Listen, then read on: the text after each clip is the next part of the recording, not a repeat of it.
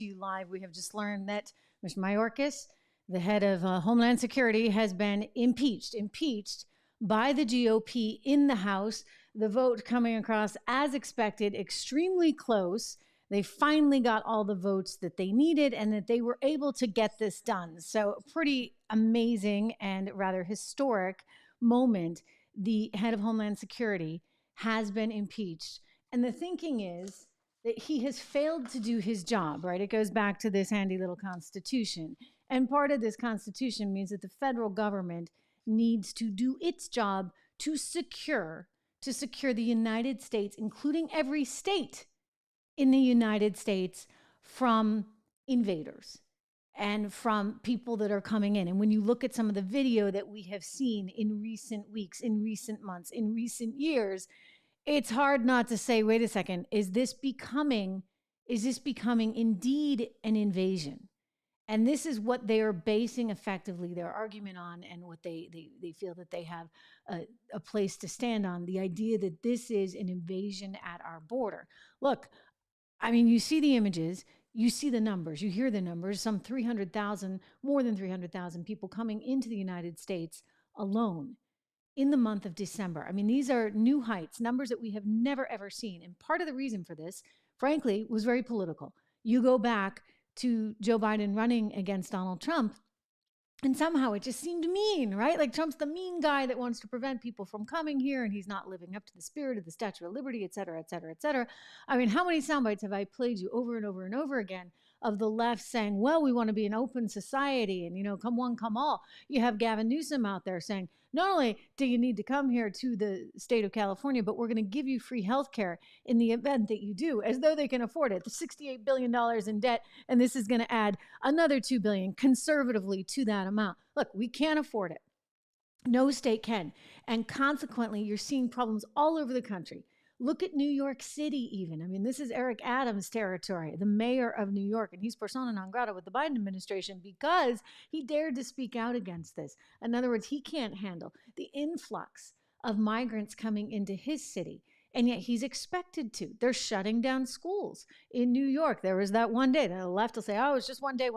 The symbolism of that one day when they were shutting down a school in the Bronx, in Brooklyn, so that migrants could be housed. Look, it spoke volumes. And you have the mom of the American kids screaming out how unjust and unfair this is.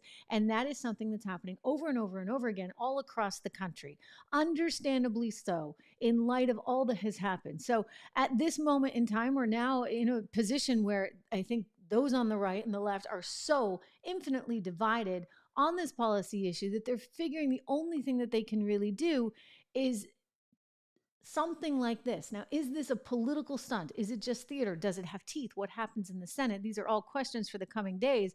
I can tell you one of the people that has decided to vote against this, that would be Gallagher out of Wisconsin. Mike Gallagher, the congressman, out of Wisconsin, Republican congressman, he's already announced that he's no longer running for office, right? He doesn't want to be involved in this anymore for whatever reason. It may have something to do with this.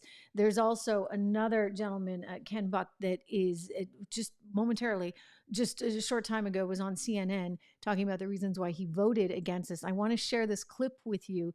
Again, all of this news just coming in. If you're just joining us, the House has voted to impeach Mayorkas. We were sort of surprised first time around it didn't come through. Now it has, and well, let the games begin, because this is going to be extremely vitriolic, shall we say, in the next couple of weeks. Here is this congressman, one of the few that voted against impeachment of Mayorkas. And Congressman, last time we spoke, you voted against. You voted against now. Last time you said it would probably end up this way because they would go ahead with the votes once they got everyone in the room, and indeed they have. You stuck with your point of view, as did your peers Gallagher and McClintock. Did you reconsider your vote at all before tonight? Because you were receiving a lot of backlash. I would tune into Fox News occasionally. I would hear your name, always used in vain on this particular issue. Did you reconsider at all? No. The reality is the facts didn't change, in my opinion of them. I prosecuted for 25 years. I know what a high crime and misdemeanor are, and I know that this doesn't qualify. This is a policy difference. You can try to put lipstick on this pig. It is still a pig, and this is a terrible impeachment. It sets a terrible precedent. The first impeachment of Donald Trump was a bad impeachment, and we've got to stop this in this body, or we are going to lose our credibility with further lose our credibility with the American public. And Congressman, last time we spoke, you voted against. You voted against now. Last time you said it would probably end up this way because they would go ahead with the votes once they got everyone in the room, and indeed they have. You stuck with your point of view, as did your peers Gallagher and McClintock. Did you reconsider your vote at all before tonight? Because you were receiving a lot of backlash. I would tune into Fox News occasionally. I would hear your name, always used in vain on this particular issue. Did you reconsider at all? No. The reality is the facts didn't change in my opinion of them. I prosecuted for 25 years. I know what a high crime and misdemeanor are, and I know that this doesn't qualify. This is a policy difference. You can try to put lipstick on this pig. It is still a pig, and this is a terrible impeachment. It sets a terrible precedent. The first impeachment of Donald Trump was a bad impeachment, and we've got to stop this in this body, or we are going to lose our credibility with further lose our credibility with the American public. Okay, so and Congressman, last time we spoke, in fact, hearing is that there's a sense that you run the risk of, per this guy, Congressman Buck, losing credibility, because this is the first time this has happened in over 100 years, actually like 150 years. I was just going back and taking a look. William Belknap was the Secretary of War to President Ulysses S. Grant. He was impeached by the House in 1876, despite resigning before the vote. So he resigned rather than get impeached. He was acquitted by the Senate, an outcome that will most likely be repeated, right? I'm not sure if this really has the kind of teeth that people think it might have in the Senate, just the Senate being as tight as it is, and a lot of people seeing this as a little bit of a stunt. Stunt or not, what do you do? What do you do as a country when you have an administration that has kind of held up a vacancy sign, right? Like, come on in. What do you do with that? Like, how do you fight back against that? I guess the answer is you vote them all out of office, and that's about to happen. Judging by all the polls, you look at the border numbers specifically. There was a recent poll just out that showed some 30 points of a spread between who was better on the border. Was it Trump or was it Biden? See, Biden made the mistake of saying, come on in. And I'm not sure what that really was about, because ultimately you had to have understood what you were asking for. Now, Kamala Harris went down there. Remember, she was in charge of the border at one point and kept meeting with Latin American leaders and said, well, I'm going to address the root causes of these. Root causes? Well, I mean, hey, let's be perfectly honest. Marco Rubio just out today speaking on this very issue, in which he said, it's crazy. You have Cubans that are coming into this country and they're 29 years old and they're getting $1,500 a month gratis from the administration, and you have Cubans that have actually lived and worked in this country for a couple of decades, and they're like, wait a second, how is this fair? It's not fair. It's absolutely not fair, and there is no rhyme or reason to it. And so you understand that the feeling is we have to be able to fight back in some way, shape, or form, and a lot of people don't want to wait the full 4 years. This border issue, I do believe, is ultimately going to cost Mr. Biden his position. I mean, the age stuff, everything else, the economy, yeah. You look at the international situation, sure. But ultimately, what does it come down to? Are you securing this nation? Are you securing our people, our communities? And if the answer to that is no, because of a variety of reasons, including the fact that you campaigned on this idea that you could just rely on charity and that people would be great with this, well, then, that's going to come back to haunt you. And that's what we're seeing right now. Going back into the history here, the last time somebody was impeached, again, was William Belknap, the Secretary of War to President Ulysses S. Grant. Will Mayorkas now step down, such as Mr. Belknap did? I don't think so. It's game on, right? This is now the theatrics. This is the theater. This is the drama. And ultimately, I do believe that the left is on the losing side of this argument, because the people are going to keep saying, but wait a second, what has happened is not right. What has happened is not fair. My community is not as safe. I don't have as much for my kids, because now all of a sudden my tax-paying dollars are going to these migrants, whether they get their free phones, their hotels, their stipend. Now, however you want to characterize that, and I'm sure a lot of people would say, you know what, Trish, you're not being totally fair, da, da, da. I don't care. You know what? That is how the public perceives it. And when they see what happened, for example, in New York City, the crime is extraordinary. The poor police officers that were on the receiving end of those thugs, when they see that, there was also another incident just in Times Square the other day. All of these things add up. And the people say, you know what? We're being invaded and our federal government is not doing its job that's right here in the Constitution to keep us safe. You cannot allow this so-called invasion. What, for political reasons? I don't even understand it, because ultimately it's costing him. It's going to cost him the presidency of the United States of America. Sure, age, economy, overseas, all problems. But ultimately it keeps getting back to this, and it's the border. And the feeling that Joe Biden and his entire ragtag team there, they don't care. They don't care enough. And that is why Mayorkas is getting impeached, whether it be stunt or not. I'm sorry. This is in tune with how the American people feel right now. And this will be a win for the GOP. Hey, listen, it's great to have you here. I didn't expect to come back live tonight, but this is the kind of thing that merits it. This is history in the making. I am here with you every step of the way. We are on the front lines of history, everyone. I was a historian by background, so it's coming in handy. Early American, actually, so it's really coming in handy. But this is the reality of where we are now. Sure, we're broken. Sure, you got two sides that can't stand each other.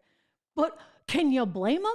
I mean, when people are trying to go after Donald Trump in a way such as Colorado is to keep him off the ballot, and it has to escalate all the way to the Supreme Court, where I do suspect it's going to be unanimous in the decision that the Supreme Court says, forget about it. Not going there. You don't have the constitutional authority. I mean, no wonder they can't stand each other.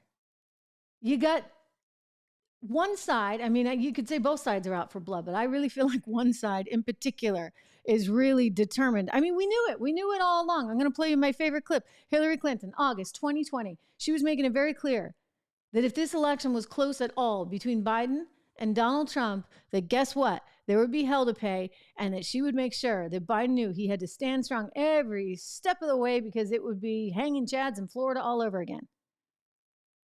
You know, Joe Biden should not concede under any circumstances, because I think this is going to drag out, and eventually I do believe he will win if we don't give an inch, and if we are as focused and relentless as the other side is. Wow. You know, Joe Biden should not focused and relentless. I mean, that is, you should put it all out there. I remember hearing that in real time and saying, oh my gosh, I mean, not real time, maybe a couple hours after it had aired. And I thought, are you kidding me? I mean, this is Banana Republic style.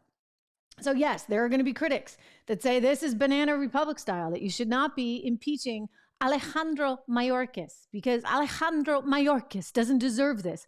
But Alejandro Mayorkas wasn't doing his darn job. In other words, you're head of DHS. And yet you've got thousands of people coming into the country that are, by the way, not even Latin American. This is unbelievable. You have people from China coming into the country, because why not, right? This is the best point of entry. It's not like these are women and children.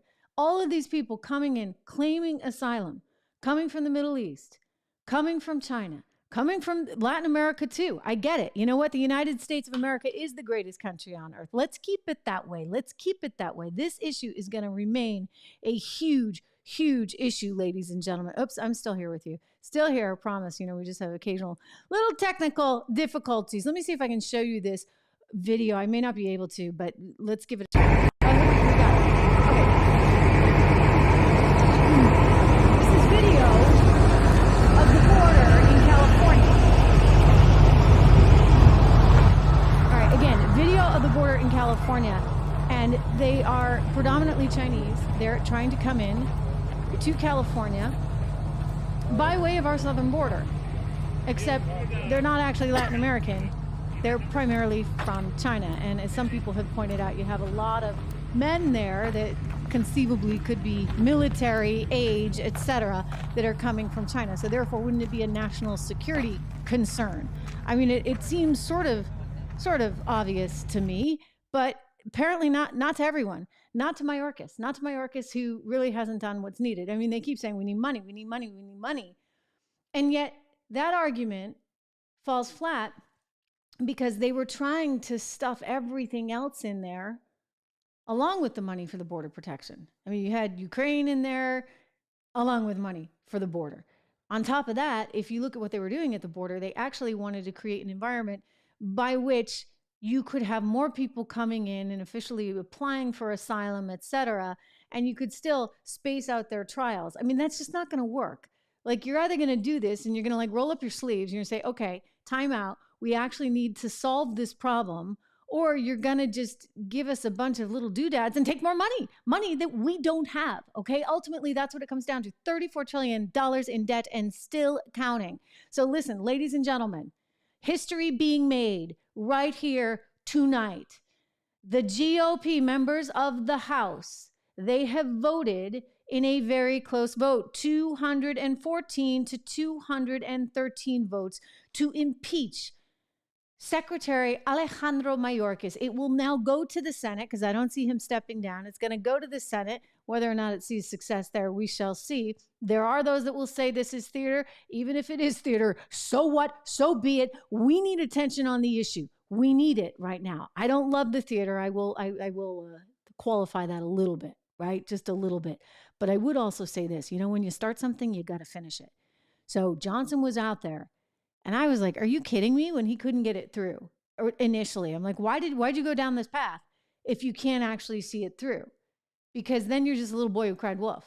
If you can't actually get your party to follow through. So it's a victory in that sense for the GOP. I hate to be so crass about it, but that's where we are tonight. So again, ladies and gentlemen, history in the making. The GOP has finally, after telling us they were going to do it, and failing first time around, they have finally impeached the Homeland Security Secretary, Alejandro Mayorkas. Good luck to you, buddy. Maybe you ought to look at the Constitution a little more carefully, pay attention to what your job is, and actually try and secure this border. That's a CC note to you as well, Joe Biden, President of the United States, if you're even aware. Thank you. I will be back with you live tomorrow. We're going to discuss this more in detail. Have a wonderful night. Make sure to thumbs up, share, subscribe, all that good stuff. We'll talk soon.